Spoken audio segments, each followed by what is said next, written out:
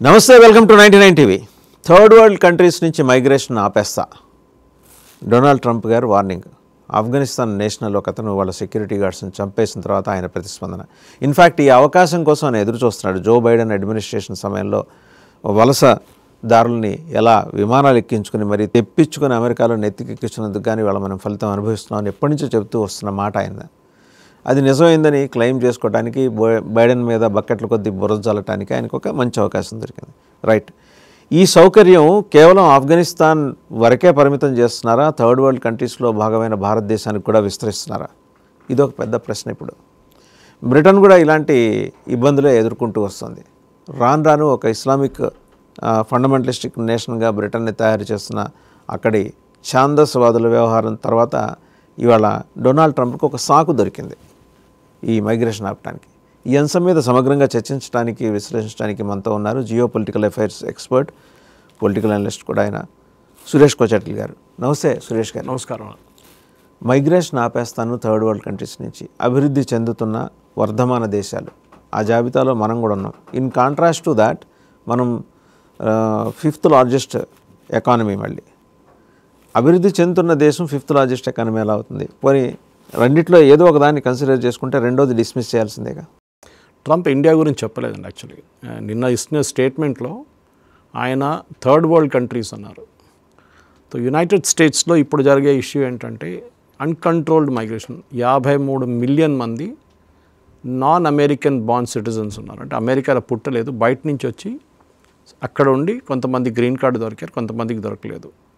వాళ్ళకు ఒక రూల్ ఉంది, ఒక చట్టం ఉంది. అక్కడ $30,000 మీరు సంవత్సరానికి సంపాదిస్తే మీకు సరిపోదు డబ్బులు. మినిమం అమెరికాలో బతకాలంటే $80,000 నుంచి $1,00,000 ఉండాలి. వాళ్ళకి ఇండైరెక్ట్గా స్టేట్ సబ్సిడీగా మన దగ్గర ఇస్తున్నట్లయితే బియ్యం కానీ అట్లాంటిది, అక్కడ ఫుడ్ కూపన్స్ కానీ మిగతా వెల్ఫేర్ మెషన్స్లో $50,000 ఇస్తున్నారని చెప్పి ట్రంప్ చెప్తున్నారు. ప్రతి మనిషికి $50,000 పర్ సంవత్సరానికి ఇస్తున్నారంట. ఇది ఆపాల్సిన టైం వచ్చేసింది. We cannot go on for this. దీని కారణం మీకు చెప్పాల్సిందే, అమెరికాలో వాషింగ్టన్లోనే ఒక ఇద్దరు మన గార్డ్స్, నేషనల్ గార్డ్స్ని ఒక ఎక్స్ ఆఫ్ఘనిస్తాన్ అని చెప్పొచ్చు, ఆయన మనిషి కాల్పులు చేసి చంపేశారు. దీనికి కారణం బ్యాక్ స్టోరీ ఒకటి ఏంటంటే, వీళ్ళని అమెరికా ఆఫ్ఘనిస్తాన్లో ఉన్న టైంలో నేటోతో సహా అక్కడ అల్ఖైదా కానీ ఐసిస్ కానీ మిగతా తాలిబాన్ ఆర్గనైజేషన్స్ని వాళ్ళని మొత్తం అరికట్టడానికి వీళ్ళు వాడుకున్నారు. చాలామంది ఆఫ్ఘాన్స్నే వాడుకున్నారు. వాళ్ళు సిఐఏ ఏజెంట్స్ కానివ్వండి, అది కాకుండా వాళ్ళు ట్రూప్స్ కానీ, రెగ్యులర్ ట్రూప్స్ కానీ, ఆఫ్ఘాన్ ట్రూప్స్ కానివ్వండి, చాలామంది టెర్రరిస్ట్ని చంపారు వాళ్ళు. అమెరికా అక్కడి నుంచి బయటపడుతున్నప్పుడు వాళ్ళకు కూడా భయం వేస్తుంది, మమ్మల్ని వీళ్ళు పట్టుకుని మమ్మల్ని ఫినిష్ చేసేస్తారని చెప్పి అమెరికా ఒక డిసిషన్ తీసుకున్నారు ఆ టైంలో. బైడెన్ అడ్మినిస్ట్రేషన్ వీళ్ళని కూడా తీసుకొని అమెరికాకు వద్దామని చెప్పేసి. అట్లనే 5-6 పెద్ద ట్రాన్స్పోర్ట్ ఎయిర్క్రాఫ్ట్లో చాలామంది తీసుకొచ్చారు. దానికన్నా ఎక్కువ తీసుకొచ్చారు అంటున్నారు. ఎగ్జాక్ట్ నంబర్స్ అమెరికన్ గవర్నమెంట్ కూడా ఇప్పుడే క్యాల్కులేట్ చేస్తున్నారు. వీళ్ళందరినీ తీసుకొచ్చిన తర్వాత వీళ్ళని ప్రాసెసింగ్ మొదలుపెట్టారు. అంటే వీళ్ళ బ్యాక్గ్రౌండ్ చెక్ చేయడము, వీళ్ళు చెప్పింది నిజమేనా, వాళ్ళ అమెరికన్ సోల్జర్స్ వాళ్ళు చెప్పింది నిజమేనా, వాళ్ళ కమాండర్స్ చెప్పింది నిజమేనా, వీళ్ళు యాక్చువల్ పనిచేశారా లేదా అని చెప్పేసి అమెరికా కోసం ఆ ప్రాసెస్ నడుస్తుంది ఇప్పుడు కూడా. దాని నడిమిట్లో మీకు తెలిసింది, ఈ క్యాంపెయిన్ టైంలో కూడా ట్రంప్ దీన్ని పెద్ద ఇష్యూగా తీసుకున్నారు. ట్రంప్ క్యాంపెయిన్ టైంలో వీళ్ళు మొత్తం ఇల్లీగల్ ఇమిగ్రెంట్స్ వచ్చి అమెరికాని స్వాంప్ చేసేస్తున్నారు. బ్రిటన్కి వెళ్ళినప్పుడు కూడా ట్రంప్ ప్రెసిడెంట్ అయిన తర్వాత ఒక స్పీచ్లో చెప్పారు, బ్రిటన్ ఇస్ అ డిజాస్టర్, మీరు ఎవరు కావాలంటే వాళ్ళని తీసుకుంటున్నారు బయట నుంచి బోట్ పీపుల్ని.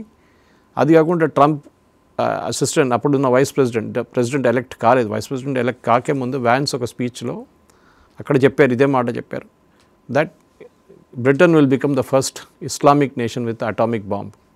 అంటే ఇస్లాం టేక్ ఓవర్ చేసుకుంటారు బ్రిటన్ అని. అది నడుస్తుంది కూడా. లండన్ మేయర్ సాదిక్ ఖాన్ అట్లాంటి చాలా పట్టణాల్లో వాళ్ళ మేయర్లందరూ ఇప్పుడు ఇస్లామిస్ట్.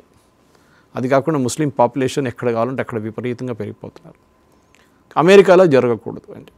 సో అమెరికా ఏం చేశారంటే, ఇప్పుడు యునైటెడ్ స్టేట్స్ గవర్నమెంట్ వాళ్ళ ఇమిగ్రేషన్ పాలసీస్లో మార్పులు తీసుకొస్తున్నారు.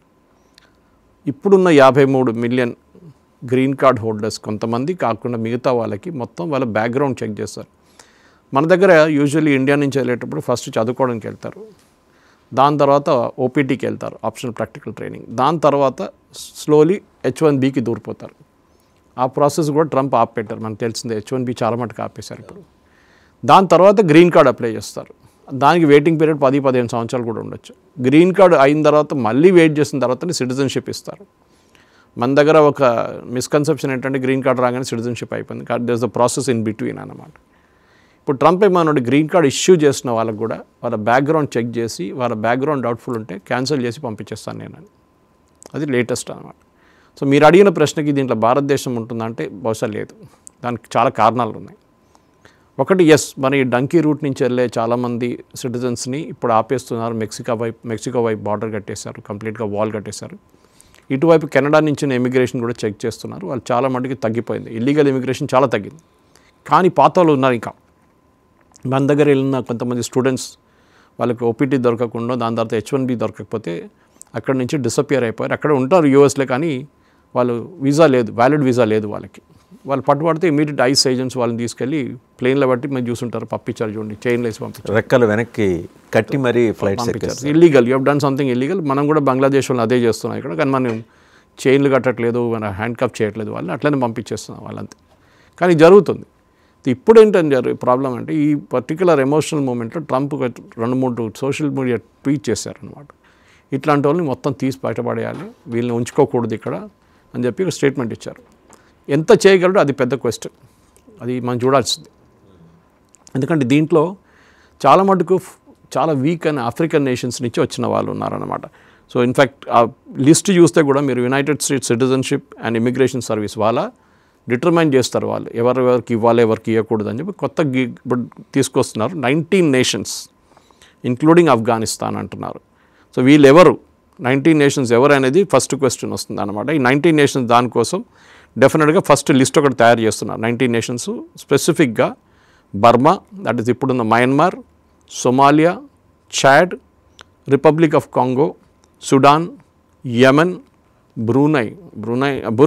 Burundi, Cuba, Laos, Sierra Leone, Togo, Turkmenistan and Venezuela అయితే ట్రంప్ ది లాస్ట్ చాలాలోని తన వాళ్ళు వెంటబడుతున్నారు. సో ఈ పర్టిక్యులర్ కంట్రీస్కి ఇప్పటికీ ఒక బ్యాన్ వేసేస్తారు టెంపరీగా. దాని తర్వాత దాన్ని రివ్యూ చేసి వాళ్ళ దగ్గర ఉన్న ప్రజెంట్లీ యూఎస్లో ఉన్న వాళ్ళని బయటికి పంపించారు. కొత్త వాళ్ళని ఎవరు తీసుకోరు, కొత్త వాళ్ళు తీసుకున్న ప్రసక్తే లేదు. అంటే అవుట్పోయింది, ఫినిష్ అనమాట. దాని తర్వాత ట్రంప్ చెప్పింది అదే కాదు, నేను దానికి ముందుకు మీకు చెప్పాను, 53 మిలియన్ ఫారిన్ బార్న్ పాపులేషన్ యూఎస్లో ఉన్నారు, వాళ్ళ వెల్ఫేర్ ఫండింగ్ కూడా మనమే ఇస్తున్నాం, ఇదెందుకు ఇవ్వాలి, and most of the immigrants criminal backgrounds నుంచి వస్తున్నారని. అది కరెక్ట్గా ఉండొచ్చు. వెనుజువేలా నుంచి, కొలంబియా నుంచి ఇనీషియల్ స్టేజ్లో బైడెన్ అడ్మినిస్ట్రేషన్ టైంలో బ్యాక్గ్రౌండ్ చెక్ చేయకుండా వీళ్ళని అందరినీ తీసుకున్నారు. దాంట్లో చాలామంది అక్కడ ఏం చేశారంటే వెనుజువేలా అండ్ అట్లాంటి కొలంబియాలో వాళ్ళ జైలు ఖాళీ చేసేశారు. జైలు ఖాళీ చేసి అందరినీ పంపించేశారు ఇక్కడికి యూఎస్కి. మీరు ఇక్కడ కనిపిస్తే మిమ్మల్ని చంపేస్తాం, యూఎస్కి వెళ్ళిపోండి అని చెప్పేసి. సో వాళ్ళందరూ బార్డర్ వైపు నుంచి పారిపోయి బైడెన్ టైంలో వచ్చేసారు యూఎస్కి. ఇప్పుడు దాంట్లో చాలామందిని ఆల్మోస్ట్ 50-60% మందిని రిటర్న్ పంపించేశారు, కానీ ఇంకా దొరకలేదు చాలామంది అనమాట. సో ఈ యూఎస్లో 2024 ఒక కాంగ్రెషనల్ రిపోర్ట్లో ఏం చెప్పారంటే ఇమిగ్రెంట్స్ ట్యాక్సెస్ కడుతున్నారు, 1.6 ట్రిలియన్ కడుతున్నారు, మోర్ దాన్ దే కన్స్యూమ్. అంటే వీళ్ళు ఆర్గ్యూ చేస్తున్నారంటే డెమోక్రాట్స్ వాళ్ళని ఉండనియాల్సి, వాళ్ళు ట్యాక్స్ కడుతున్నారు, మనం వాళ్ళకి ఇచ్చే కన్నా వాళ్ళు ఎక్కువ ట్యాక్స్ మనకు కడుతున్నారు. ఏదైనా ప్రోడక్ట్ కొనేటప్పుడు, పనిచేస్తున్న ప్లేస్లో ఇన్కమ్ ట్యాక్స్ ఏదైనా కానివ్వండి. కానీ ఇప్పుడు ప్రాబ్లం ఎక్కడ వచ్చిందంటే వాసుదేవన్ గారు, ఇప్పుడు ఇట్లాంటి మూడ్లో వాతావరణంలో ఇండియన్స్ కూడా టార్గెట్ చేస్తారు డెఫినెట్గా. ఎందుకంటే అందరు టార్గెట్ చేస్తున్న ఇమిగ్రేషన్లో, అంటే ఒఫీషియల్గా కాకుండా వాళ్ళ మీద ఇప్పుడున్న H1B లాంటి రెస్ట్రిక్షన్స్ అది కొంచెం టైట్ చేస్తారు, వాళ్ళకి ఇవ్వబోయే ఉద్యోగం టైట్ చేస్తారు. ఇప్పుడు కొత్త ఇదేం తీసుకొచ్చారంటే ఇండియన్స్ని తీసుకొచ్చి 2 సంవత్సరాలు అక్కడ పనిచేపించే H1B మీద అమెరికన్స్కి ట్రైనింగ్ ఇచ్చిన తర్వాత వీళ్ళు రిటర్న్ పంపించేస్తారంట ఇండియాకి. ఇండియన్స్ని అమెరికన్స్ దగ్గర స్కిల్ లేదంటున్నారు కదా, ఆ స్కిల్ ఏముందో మీరు వచ్చి నేర్పించిన తర్వాత you have to go back. అది కాకుండా ఎడ్యుకేషన్ కూడా చూస్తున్నాం మనం, చాలా మంది కాలేజెస్లో అడ్మిషన్ పడిపోయి. ఎందుకంటే వీళ్ళు ఇస్తున్న అడ్మిషన్లో కండిషన్ పెడుతున్నారు. మీరు ఎగ్జాక్ట్లీ ఇప్పుడు కొత్త చట్టం ప్రకారం ఇప్పుడు మొన్ననే అనౌన్స్ చేశారు, PhD 4 సంవత్సరాలు ఫినిష్ చేయాలంట, విచ్ ఇస్ డిఫికల్ట్. 5-6 పట్టచ్చు, ఒక్కొక్కసారి 7-8 ఏళ్ళు పడుతుందండి. మన దగ్గర అయితే JNUలో అయితే 30 సంవత్సరాలు పడుతుంది, అది కానీ అమెరికాలో అట్లా కాదు. ఈ PhD కానీ ఇప్పుడు గ్రాడ్యుయేషన్ కోర్సెస్ కూడా మీరు అక్కడ ఉండాల్సింది మ్యాక్సిమం పీరియడ్ ఇప్పుడు ఇస్తున్నారు 4 సంవత్సరాలు. డెఫినెట్లీ మీరు మాస్టర్స్ కంప్లీట్ చేయొచ్చు 4 సంవత్సరాల్లో, మీకు 2 సంవత్సరాలే పడుతుంది. అది ఎందుకంటే అక్కడ ఎవరు ఉండకూడదు, మీరు ఎందుకు వచ్చారో చదువుకోవడానికి వచ్చారా, finish it, take OPT, go back home, అంతే. ఓపీటీ ఎందుకు ఇస్తారంటే ఆప్షనల్ ప్రాక్టికల్ ట్రైనింగ్ మీ కాలేజ్లో నేర్పించిన దానికి స్కిల్స్ కొంచెం తక్కువ ఉంటుంది. ఒక్కొక్కసారి కాలేజ్ వాళ్ళు నేర్పిస్తున్నారు, మన దగ్గర కూడా అంతే. ఇంజనీరింగ్ కాలేజ్ నేర్పించేది కాదు ఇండస్ట్రీకి కావాల్సింది. కానీ ఇక్కడ అట్లాంటి ప్రొవిజన్ లేదు. కానీ ఏం చేస్తారు, ఇండస్ట్రీ వాళ్ళని రిక్రూట్ చేసి ట్రైనింగ్ ఇస్తారు కంపెనీస్. అక్కడ అట్లా కాదు. మీరు ఓపీటీకి వెళ్ళండి, ఇంటర్న్గా పనిచేయండి కంపెనీస్లో, వాళ్ళు ఒకసారి మీకు స్టైఫండ్ ఇస్తారు, ఒకసారి ఇవ్వరు కూడా. స్టైఫండ్ ఇచ్చిన తర్వాత మీరు అక్కడ యూజువల్లీ కంపెనీస్ వాళ్ళని అబ్జర్వ్ చేసుకుంటారు, వాళ్ళు బాగుంది, వాళ్ళు మంచి పని చేస్తున్నారు అని చెప్పి. కానీ ఇప్పుడు అది ఆప్షన్ లేదు. అది ఇప్పుడు చూడాలి ఏం జరుగుతుంది. ఎందుకంటే ట్రంప్కి ఇప్పుడు కూడా ఈ టారిఫ్ ఒక ప్రాబ్లం, అప్పుడు ఇమిగ్రేషన్ ఒక ప్రాబ్లం. కానీ ఇన్సిడెంట్ జరిగిన తర్వాత ఆయన ఆల్మోస్ట్ పిచ్చి పెట్టేస్తుంది కనిపిస్తుంది అనమాట. మొత్తం కోపంలో ఉన్నాడు, ఫినిష్ చేసేస్తాను అందరినీ, అది ఇది అని చెప్పి ఒక సినిమా స్టైల్లో చేస్తున్నారు ఇప్పుడు. కానీ ప్రాక్టికల్గా ఒకసారి కూర్చొని ఆలోచిస్తే కరెక్ట్, ఈ టెర్రరిస్ట్ డ్రివెన్ కంట్రీస్ని ఎవరిని తీసుకురాక్కర్లేదు. బట్ మనం కాదు కదండి, మనం కాదు మన లిస్ట్లో రావు మనం. ఎందుకంటే ఎండ్ ఆఫ్ ద డే ఇల్లీగల్గా ఏమి చేయకపోతే మనకు కూడా మంచిదే. కానీ మన వాళ్ళు కూడా చాలా రూల్స్ బ్రేక్ చేశారు. అందరూ అనట్లేదు, 10% మంది ఉండొచ్చు. వీసా ఓవర్ స్టే చేయడము, అక్కడ వెళ్ళిన తర్వాత ఒక కోర్స్ చేసిన తర్వాత ఇంకొక కోర్స్ చేయడము చేస్తారు. యూజువలీ ఒక మాస్టర్స్ చేస్తారు ఫస్ట్. ఫర్ ఎగ్జాంపుల్ మెకానికల్ చేస్తారు, దాని తర్వాత ఏం చేస్తారు 2 సంవత్సరాలు మళ్ళీ ఇంకో మాస్టర్స్ కంప్యూటర్ ఇంజనీరింగ్లో చేస్తారు. అక్కడ ఎట్లయినా ఉండిపోవాలి నేను చెప్పేసి ఇప్పుడు ఆప్షన్ తీసేస్తున్నారు. మీరు ఒక్కటే చేయండి, మీరు దేనికి వచ్చారో 4 సంవత్సరాలు ఫినిష్ చేసి get back, no more staying here. వాళ్ళ కంట్రీ చూసుకుంటారు, తప్పేం లేదు. బట్ థర్డ్ వరల్డ్ కంట్రీస్కి వచ్చేప్పటికండి, అంటే ఎంత లిస్ట్లో మన పేరు లేకపోయినప్పటికీ, భారతదేశం లేకపోయినప్పటికీ కూడా ఆ పాసిబిలిటీ ఉంది కదా. ఎందుకంటే మనకు టెర్రరిస్టులను మనం నేరుగా పంపించకపోయినప్పటికీ ఇక్కడి నుంచి వెళ్ళి అక్కడ టెర్రరిస్ట్ యాక్టివిటీస్లో ఉన్న వాళ్ళు ఉన్నారుగా. ఉన్నారు, డెఫినెట్గా ఉన్నారు. ఇప్పుడు మీరు కెనడియన్స్ తీసుకోండి, సిక్ ఖాలిస్తానీస్ తీసుకోండి, పన్నూన్ లాంటి వాళ్ళు యూఎస్లో ఉన్నారు. వాళ్ళని ట్రంప్ ఏం అనట్లేదే. ఈజ్ అ టెర్రరిస్ట్, ఓపెన్గా డిక్లేర్ చేస్తున్నారు. మోదీ గారి మీద థ్రెట్ చేస్తున్నారు, మేము ఇండియాలో బాంబులు పెడతా అంటున్నారు, చంపేస్తా అంటున్నారు. ఈ లారెన్స్ బిష్నాయ్ గ్యాంగ్ అక్కడ ఉంది, ఒక్కటి పంపించారు మొన్న వాడిని తమ్ముడిని అన్మోల్ బిష్నాయ్ని పంపించారు. అట్లా చాలామంది ఉన్నారు అట్లా.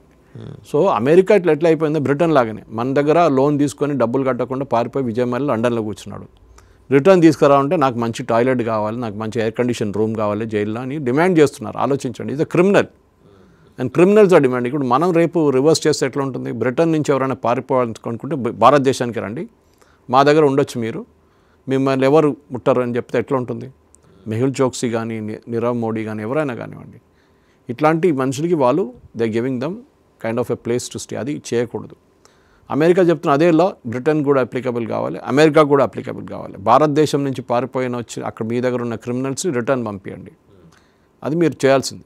పన్నులు లాంటి వాళ్ళని ఎందుకు పెట్టుకుంటున్నారు? రేపు మేము యుఎస్ వ్యతిరేకంగా భారతదేశంలో ఒక అమెరికన్ అగేన్స్ట్ ఉన్న ఆర్గనైజేషన్ పెట్టుకుంటే వాళ్ళకి ఎట్లా అనిపిస్తుంది? అది అల్ఖైదాకి మనకు పోస్ట్ ఇక్కడ వచ్చేద్దాం ఢిల్లీలో, మీరు సెటప్ చేసుకోండి, అమెరికా వ్యతిరేకంగా ఏం కావాలంటే చేసుకోండి అంటే ఇట్ ఈస్ నాట్ కరెక్ట్. మనం చేసే తప్పు వాళ్ళకు ఒక థ్రెట్ లాగా ఉంటుంది. వాళ్ళు కూడా అదే చేయాల్సింది. కానీ ఇప్పుడున్న ప్రాబ్లం ఏంటంటే బేసిక్లీ ఒక ఎమోషనల్ మూమెంట్. అమెరికాలో మేక్ అమెరికా గ్రేట్ అగైన్ అంటారు. ఇప్పుడు మేక్ అమెరికా గ్రేట్ అగైన్ అంటే అమెరికా గ్రేట్ కాదు. Trump is already admitted that America is not great. దీని మెయిన్ కారణం చైనానే. అమెరికా ఏం చేశారంటే చాలా మటుకు మీరు ఒక బైడెన్ కన్నా ముందు బుష్ ఏరాలో కూడా America realize they are not competitive. వాళ్ళు చీప్గా ప్రోడక్ట్స్ తయారు చేయలేరు. సో ఏం చేశారు, మొత్తం చైనా నుంచి మార్కెట్ ఓపెన్ అప్ చేసేసారు. చైనా వచ్చి మొత్తం క్యాప్చర్ చేసుకున్నారు యూఎస్ మార్కెట్. యూఎస్ మ్యానుఫ్యాక్చరింగ్ పడిపోయింది కంప్లీట్లీ. వాళ్ళ మ్యానుఫ్యాక్చరింగ్ కంపెనీలన్నీ బంద్ అయిపోయినాయి, స్టీల్ ఫ్యాక్టరీలు బంద్ అయిపోయినాయి, కార్ ఫ్యాక్టరీలు బంద్ అయిపోయినాయి. ఇప్పుడు ట్రంప్ వచ్చేయమంటారు we have to make America great again. మీరు ఎట్లా చేస్తారు? మీరు అమెరికాలో మ్యానుఫ్యాక్చరింగ్ తీసుకురావాలి, అది మీరు చేయలేరు. America is not competitive. మీరు చిప్స్ సెక్టర్లో అట్లాంటి సెక్టర్లో you can really hold up. దానికోసం మీరు చూస్తున్నారు ఈవెన్ మ్యాగ్నెట్స్లో కూడా అమెరికా చైనాని ఎట్లనో ట్యాకిల్ చేయడానికి ట్రై చేస్తున్నారు. చైనాకి చిప్పులు ఇవ్వట్లేదు, అక్కడి నుంచి మీరు మాకు మ్యాగ్నెట్ ఇవ్వకపోతే నేను ఇక్కడ చిప్పు పంపించమని చెప్పి నివిడియా చిప్స్ అని ఆపేశారు. చాలా పెద్ద గేమ్ నడుస్తుంది అక్కడ. ఎందుకంటే అమెరికాలో మనం ఏమో అర్థం చేసుకోవాలంటే ఒక నేషనలిస్టిక్ మూమెంట్ అక్కడ వచ్చేసింది. ఇప్పుడు మనం చెప్తూ ఉంటాం కదా ఇప్పుడు రైట్ వింగ్ అని చెప్పి, ఆ రైట్ వింగ్ అక్కడ. కానీ ట్రంప్కి రీసెంట్లీ మమ్దానీ ఎలక్షన్ కానివ్వండి, మిగతా 2 గవర్నర్ సెట్ బ్యాక్ అది. కానీ ఇప్పుడు మిడ్ టర్మ్ పోల్స్ వస్తుంది 2026లో వాళ్ళ దగ్గర. దాంట్లో రిపబ్లికన్స్ ఓడిపోతే దెన్ ఇట్ గోన్ బి ట్రంప్కి చాలా పెద్ద ప్రాబ్లం రాబోతుంది. ఆఫ్ఘనిస్తాన్ పక్కన పెట్టండి, సిరియాని పక్కన పెట్టండి, క్యూబాని పక్కన పెట్టండి, మీరు మీ దగ్గర ఉన్న ప్రజలకే ఉద్యోగం లేని పరిస్థితికి వచ్చేసింది. ఇప్పుడు unemployment is at a very high level now యూఎస్లో. Tariffs are not working. దానికోసం మీరు చూసుంటారు టారిఫ్ నుంచి అఫ్కోర్స్ మనం ఒక టారిఫ్ అగ్రిమెంట్ బహుశా సైన్ చేస్తాం నెక్స్ట్ 10 రోజుల్లో. పీయూష్ గోయల్ గారు ఇంకా అనౌన్స్ చేయలేదు అఫీషియల్, కానీ ఇండికేషన్స్ ఉంది. చాలా మటుకు ఫేజ్ 1 అగ్రిమెంట్ సైన్ చేస్తాం మనం. అన్ని ప్రోడక్ట్స్ కాకుండా అట్లీస్ట్ ఒక 50% కానీ ఎక్కువ ప్రోడక్ట్స్ మీద సైన్ చేయబోతున్నాం. అది కాకుండా మనం చూసినట్టు ట్రంప్ ఒక 2 వారాల ముందు చాలా మటుకు మన ఇండియా నుంచి పంపించే ప్రోడక్ట్స్ మీద డ్యూటీ తగ్గించేశారు, టారిఫ్స్. ఎందుకంటే అక్కడ కాస్ట్ ఎక్కువైపోయింది అమెరికాలో. స్పైసెస్ ఉండొచ్చు, బాస్మతి రైస్ ఉండొచ్చు, ఇట్లాంటి ప్రోడక్ట్స్ తగ్గించేశారనమాట. అది కాకుండా ఇప్పుడు నెక్స్ట్ స్టెప్ ఏం అవుతుంది, ట్రేడ్ డీల్ అయినాక మనకు కూడా చేస్తుంది. అది కాకుండా మనం నిన్న ఒక హెలికాప్టర్ డీల్ సైన్ చేస్తాం, 6 అడ్వాన్స్ హెలికాప్టర్స్ కొనడానికి. డిఫెన్స్ కోఆపరేషన్ మనం పెంచుకుంటూ పోతున్నాం మనం. ఇదన్నీ నడుస్తుంది అట్ సేమ్ టైం. అమెరికాతో మనకు ప్రాబ్లం లేదు. సో అమెరికా మనని ఎప్పుడు ఆ లిస్ట్లో పెట్టరు. We are not a Venezuela, we are not a Colombia, we are not Cuba, Sudan కాదు మనం, బురుండి కాదు. సో దో ఆర్ వాళ్ళక్కడ మన ఇక్కడ. కానీ America perception from time to time మారుతూ ఉంటుంది కదా. మారుతుంది. సి అది ఏ ప్రెసిడెంట్ వచ్చినా అప్పుడు వాళ్ళ మీద ఉంటుంది అది. అమెరికాలో presidents determine policy, policy doesn't determine presidents అన్నమాట. అక్కడ చాలా ఇంపార్టెంట్ అది. సో మిడ్ టర్మ్ పోల్స్ దాకా ఆగాలి ట్రంప్ తర్వాత ఏం చేయబోతున్నాడు అనేది తెలుసుకోవడానికి. అప్పటి వరకు అయితే భారతదేశం మీద ఎలాంటి ఆంక్షలు ఉండకపోవచ్చు. డీల్ సైన్ చేస్తే, మనం ట్రేడ్ డీల్ సైన్ చేస్తే ఏం జరగదు దాని తర్వాత. ఎందుకంటే ఆల్రెడీ మన డిఫెన్స్ కోఆపరేషన్లో మనం చాలా మటుకు వాళ్ళతో ఉన్నాము. We are place the biggest orders for aircraft, commercial aircraft Boeing దగ్గర నుంచి. సో డెఫినెట్లీ మీరు ఏమైనా చేస్తే మన ఎయిర్బేస్కి వెళ్ళిపోతాం అనే ఒక థ్రెట్ ఉంటుంది ఎప్పుడు. అది మనం ఇప్పుడు దాకా చేయలేదు, కానీ చేయొచ్చు కావాలంటే రేపు. అది కాకుండా అమెరికాకు ఉన్న ఒక ట్రేడ్ డీల్లో కూడా మనం చూస్తాం చాలా మటుకు అమెరికన్ ప్రోడక్ట్స్ కొనడానికి మనకేం ప్రాబ్లం లేదు. మన ప్రోడక్ట్స్ కూడా వాళ్ళు కొనాల్సింది. ఆ కండిషన్ మీద మన ట్రేడ్ డీల్ సైన్ చేయొచ్చు. It should be reciprocal, not one way traffic. Right Suresh garu, thank you very much. So చూసాం కదా, అంటే థర్డ్ వరల్డ్ కంట్రీస్ నుంచి ఇమిగ్రేషన్ని ఆపేస్తానని అంటున్నా లేదా వార్న్ చేస్తున్న ట్రంప్ మాటల వెనకాల చాలా గూఢార్థం ఉంది. సో అయితే మనం ఉన్న పళంగా అయితే కంగారు పడాల్సింది, వరి అవ్వాల్సింది ఏమీ లేదని సురేష్ కోచటిల్ గారు చెప్తున్నారు. అలాగే 2026లో జరగబోయే మిడ్ టర్మ్ పోల్స్ తర్వాత అసలు అతని వైఖరి, ట్రంప్లో ఉన్న అసలైన ట్రంప్ బయటకు వచ్చే అవకాశాలు కూడా ఉన్నాయి. దాన్ని బట్టి మిగతా నిర్ణయాలు ఉంటాయనేది సురేష్ గారు చెప్తున్నమాట.